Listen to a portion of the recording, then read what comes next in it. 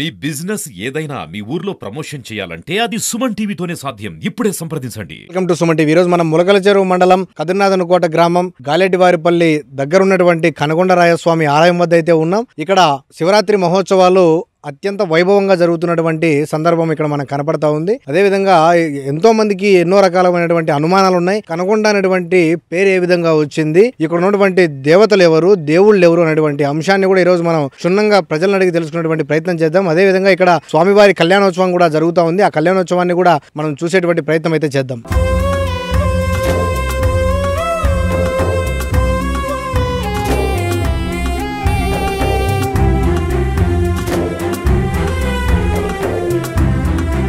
So ఇక్కడ మీరు కళ్యాణోత్సవం చేపిస్తున్నారు కదా, మీ కుటుంబం ఆధ్వర్యంలో కళ్యాణోత్సవం కార్యక్రమం జరుగుతూ ఉంది. ఈ యొక్క కార్యక్రమం చేయడానికి గల ముఖ్య కారణం ఏంటి? కనకొండరాయస్వామి మా కులదైవం. ఇక్కడ కన్వ మహర్షి తపస్సు చేసిండే చోటు.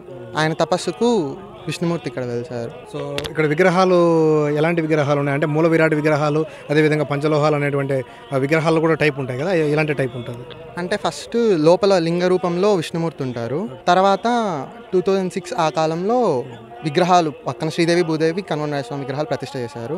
తర్వాత పూర్వం నుంచి స్వామివారి మూర్తి మాత్రమే ఉండింది. 2016లో మా నాన్న పెద్దనాన్న కలిసి శ్రీదేవి భూదేవి విగ్రహాలు ఇచ్చి స్వామివారికి వివాహం చేయించారు. ఇప్పుడు కళ్యాణోత్సవం జరుగుతూ ఉంది కదా, ఎవరెవరికి కళ్యాణం జరుగుతుంది? శ్రీదేవి భూదేవి కనకొండరాయస్వామి విష్ణుమూర్తి. చాలా మందికి తెలియనటువంటి ప్రశ్న ఏమంటే కనకొండకి కనకొండ అని చెప్పి ఎందుకు పేరు వచ్చిందని చెప్పేసి చాలా మంది అడుగుతుంటారు. దానికి మీ సమాధానం? కన్వ మహర్షి అని ఒక మహర్షి ఇక్కడే తపస్సు చేశారు. ఆయన పేరు మీద కన్వకొండ, అది కాలక్రమంలో కనుగొండ కింద మారింది. ఆయన కోరిక మేరకు స్వామివారు ఇక్కడ వెళ్తారు కాబట్టి ఆయన కనకొండరాయస్వామి. అంటే మీరు చెప్తుంటారు కదా, ఇప్పుడు వెంకటేశ్వర స్వామి ఇక్కడికి వచ్చి మళ్ళీ ఇక్కడ ఈ కొండ తట్టుకోలేనటువంటి పరిస్థితిలో మళ్ళీ తిరుమల కొండకి వెళ్ళారని చెప్పేసి కూడా కథలుగా చెప్తున్నటువంటి సందర్భం. దీని గురించి మీరేం చెప్తారు?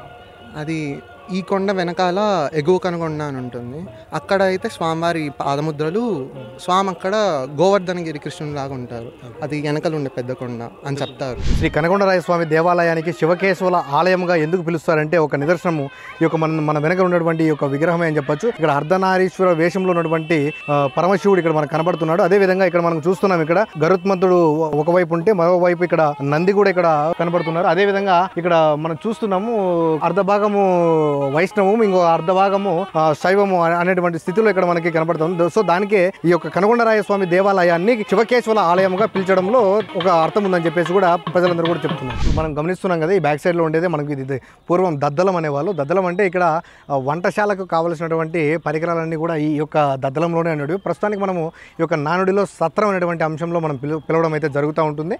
ఇక్కడే భక్తాదులందరూ కూడా వచ్చి వారి యొక్క వంట సామాగ్రి అంతా ఇక్కడ తీసుకొని వచ్చి స్వామివారికి నైవేద్యం కానీ అదేవిధంగా వచ్చినటువంటి వారి భక్తులందరికీ కూడా అన్నప్రసాదాలు కానీ ఇక్కడే చేసేటువంటి సందర్భం కూడా మనకి ఇక్కడ కనబడతా ఉంది. సో ఇక్కడ ప్రత్యేకమైనటువంటి వంట కూడా ఇక్కడ తయారు చేస్తున్నారు. అది ఆ ప్రత్యేకత గురించి మనం అడిగి తెలుసుకునేటువంటి ప్రయత్నం చేద్దాం.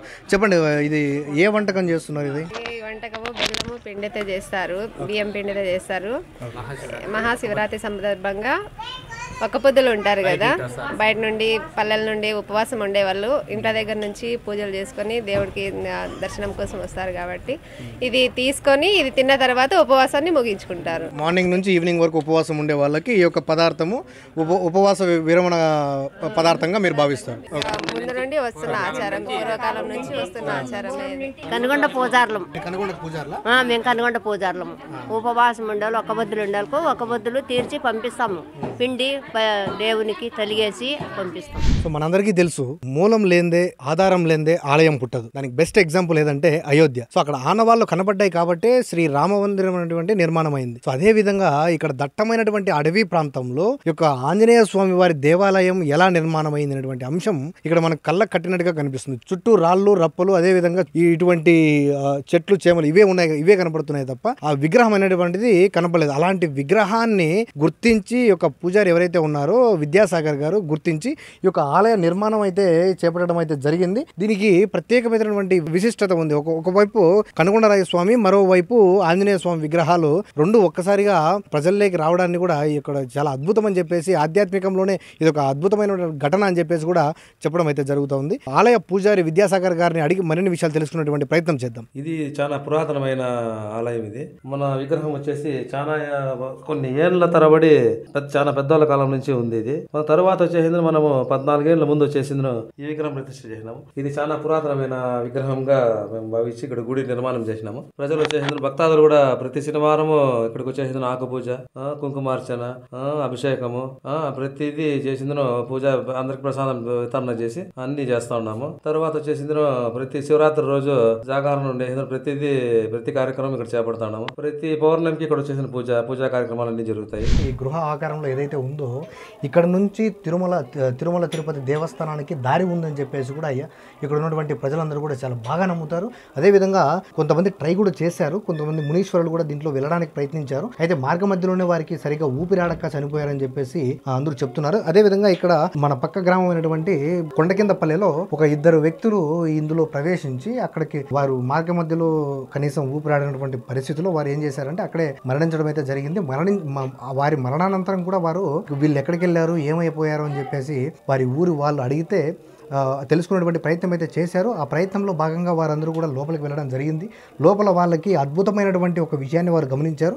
వారి ఇద్దరు యొక్క మృతదేహాలు అక్కడ విగ్రహాలుగా మారినటువంటి సందర్భం వారు గమనించి ఒక్కసారిగా అవాక్కైనటువంటి సందర్భం ఇక్కడ మనకు ఎంతోమంది చెప్తున్నారు. అదేవిధంగా వారి యొక్క విగ్రహాలను తీసుకెళ్ళి కొండకిందపల్లినటువంటి గ్రామంలో వాళ్ళు పెట్టుకొని అక్కడ ప్రతి సంవత్సరం కూడా వారికి పూజా కార్యక్రమాలు కూడా చేసి చాలా గొప్పగా ఆరాధ్యం చేస్తారని చెప్పేసి కూడా మనం తెలుసుకోవచ్చు. మనం చూస్తున్నాం కదా ఇక్కడ అన్నదాన కార్యక్రమాలు కూడా ఇక్కడ భక్తాదులు చేస్తున్నటువంటి సందర్భం మనం ఇక్కడ గమనించవచ్చు. కమిటీ వారు ఎవరైతే ఉన్నారో వారందరూ కూడా పటిష్టాత్మకమైనటువంటి మార్పులు ఇక్కడ చేసినటువంటి అంశాలు కూడా మనం ఇక్కడ గమనించవచ్చు. ట్రస్ట్ సభ్యులు మనతో ఉన్నారు, వారిని అడిగి మరిన్ని విషయాలు తెలుసుకుందాం. అన్నమయ్య జిల్లా మొలకల్చూరు మండలం 19 కోట గ్రామంలో వెలిసి ఉన్న శ్రీ కన్నిమరాయ స్వామి అనే దేవస్థానం పురాతనమైన ఆలయము. ఇక్కడ అడవిలో వెలిసి ఉన్న శివాలయము, శివుడు కేశవుడు ఇద్దరు వెలిసి ఉన్న గర్భాలయం కలిగిన మహత్యం గల ఆలయం ఇది. ఇక్కడికి చాలా దూర ప్రాంతం నుంచి భక్తులు వేలాది మందిగా వస్తుంటారు. వాళ్ళకు సౌకర్యార్థం ఇక్కడ మంచినీళ్లు గానీ, భోజన వసతి గానీ, స్వామి పేరు మీద ఒక అకౌంట్ ఓపెన్ చేసి ఒక ట్రస్ట్ ఏర్పాటు చేసి ఆ ట్రస్ట్ ద్వారా అందరికి అన్నదానం చేయడం జరుగుతుంది. కమిటీ సభ్యులు కలిసి సమిష్టంగా చూస్తున్నారు, అందరికీ సౌకర్యంగా చూస్తున్నారు.